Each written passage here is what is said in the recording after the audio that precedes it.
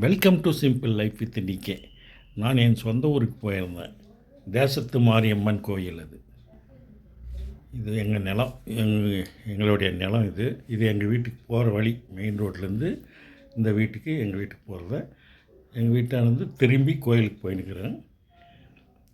இது தேசத்து மாரியம்மன் கோயில்.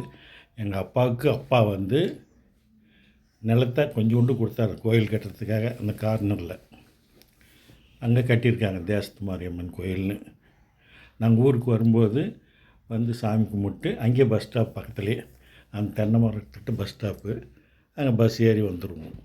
காரில் போகும்போது சாமி கும்பிட்டு இப்படியே ரிட்டன் வந்தோம். கார் ரூட்டில் வந்துடுவோம். பாருங்கள், அந்த ஆலமரம் பெரிய ஆலமரமாக இருந்துச்சு. இப்போது எல்லாம் வெட்டிட்டு பட்டு போயிடுச்சு. 100 வருஷத்துக்கு மேலே, 100 வருஷம் ஆகிருக்கும் அந்த ஆலமரத்துக்கு. கோயிலுக்கு பின்னாடி இருக்குது.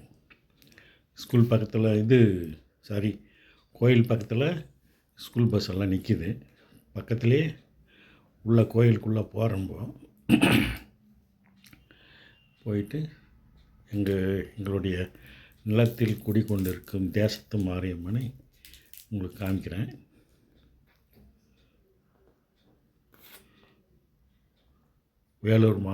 திருப்பத்தூர் மாவட்டம் பூங்குளம் கிராமம். இப்போ உள்ளே போகிறேன்.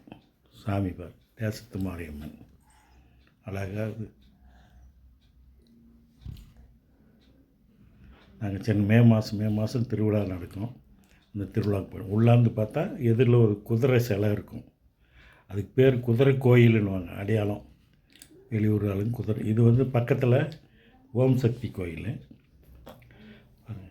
இந்த மரம் காமிச்சேன் உங்களுக்கு. 100 வருஷம் பழமையான மரம் அது. எல்லாம் அடி வேர் மட்டும் இருக்குது. மேலெல்லாம் உடஞ்சி பட்டு போச்சு, விழுந்துருச்சு. நாங்கள் சின்ன வயசாக இருக்கும்போது அதில் வந்து குச்சியெல்லாம் வெட்டின்னு வந்து பழுத்தை. Okay, by, thank you.